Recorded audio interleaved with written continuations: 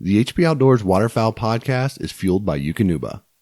If you want to get the most of your dog in your training sessions, you need nutrition that holds nothing back. Eukanuba's new premium performance lineup is built with the nutrients dogs need to help unleash their max potential.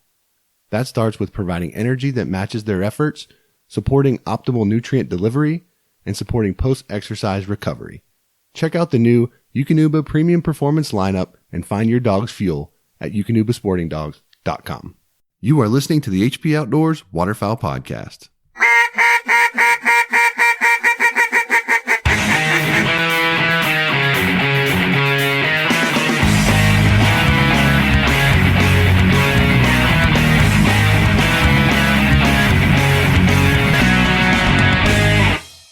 All right, guys, season's here, and we know you're not leaving your pups at home.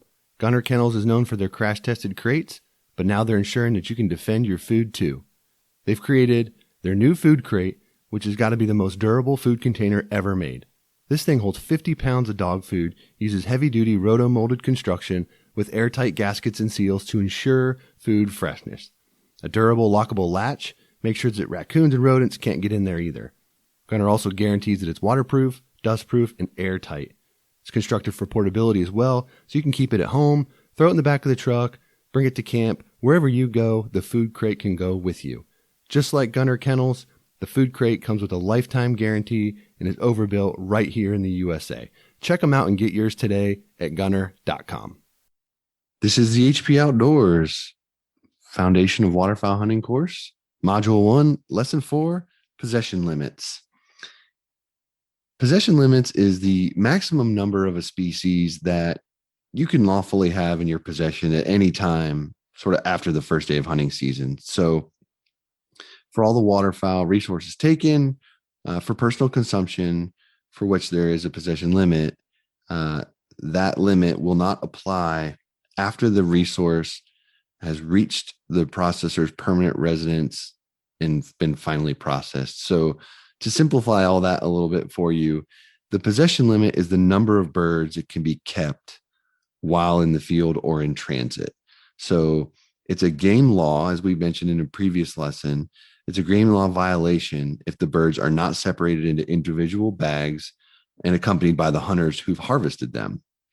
Hunters must also be able to identify which birds they've shot, which is a great reason why we recommend keeping a duck strap with you in the field or something like that to help you account for your birds. And we'll talk more about that kind of stuff in the gear module in a future episodes. But the possession limit, again, to keep it simple, is the total number of birds that can be kept while in the field or in transit.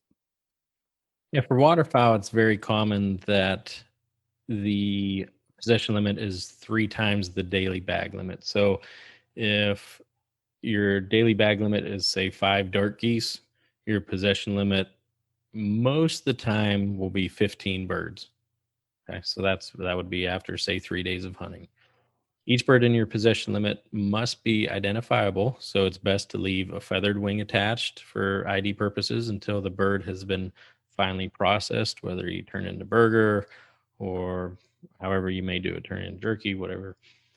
As with daily bag limits, hunters are only entitled to have birds they harvested in their possession. Also, if ducks or geese are given to or transported by another hunter, which is only allowed after you've left the field, or if the birds are left with a picker or taxidermist, they must be properly tagged to show legal ownership. And this is something that a lot of people are doing now. They have the toe tags out there, and other companies have tags where you put all your birds together, have the donor's name, the address, the total number and species of birds taken, and the date the birds were harvested. The tag must also be signed by the hunter who shot the birds. So make sure that, when you're filling that out, that the total number and species of birds taken, everything is totally filled out, and you know exactly who harvested those birds. Yeah, very, very common to have someone else transport your birds or vice versa to a picker or a processor or something like that. So ensure that you're taking this extra step to get them labeled up and tagged properly to keep you out of hot water should you encounter a game conservation officer or something like that, they may ask you questions about the birds that you have in your possession. So possession limits are pretty straightforward in the sense that, it's basically, the total number that you can keep on you while in field or in transit, but also ensure that if you have other people's birds, that they're not accounted to you and that you should document properly legal ownership. That's going to do it for lesson 4. We'll be back again on lesson 5. We'll talk about legal shooting light. That's going to do it for this episode of the HP Outdoors Waterfowl Podcast. If you're new to the show, head over to iTunes, check out some of our past episodes, and while you're there, leave us a 5-star rating and review. It's the best way for like-minded hunters just like you to find our show. Check us out on social media. Check us out over at hpoutdoors.com and anywhere you can find quality podcast content. That's going to do it for this week. Till next time, for Dan, I'm Josh. Take care.